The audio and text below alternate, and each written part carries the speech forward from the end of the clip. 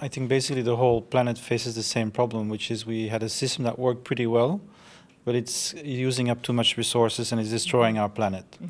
So we need to find ways to grow and develop people that are in harmony with nature. And so this whole consciousness that this is needed is speeding up, and especially in China.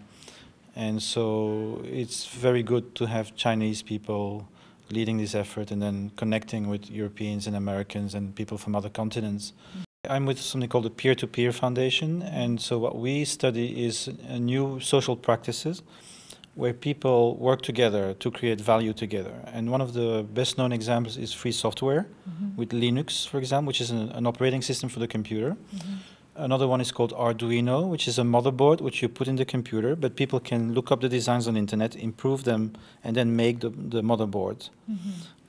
It's also used in agriculture, farmer-to-farmer cooperative science, where farmers exchange their experiences with around nutrients. And so where this is emerging, it's actually working very well. Think about Wikipedia. It's out competing Britannica, and think about Linux being increasingly used by public services and governments and educational systems instead of the proprietary alternative. So what we do is we look at the potential of this new mode of creating value. And the advantage is that if you privatize innovation, you really take it away from humanity. But if you put it in a common pool, anybody can benefit and improve his own practices by learning from others, right? So for example, one of the peer-to-peer schemes is called a rice intensification scheme.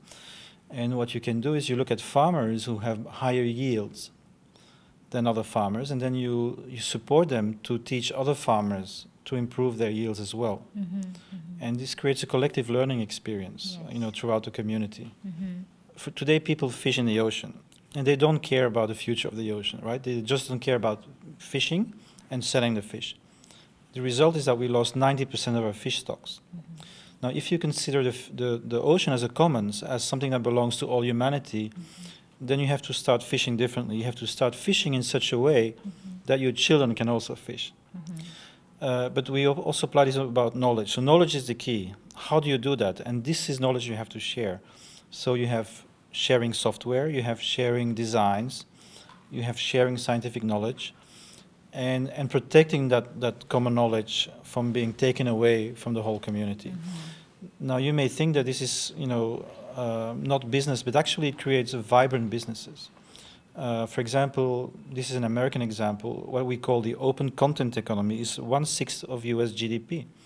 And this is working with what's called fair use content, that is not copyrighted content. And it's also important that the companies learn to work with the communities without destroying the communities, right? Without making sure that you use it in such a way that it can continue to exist. Yes.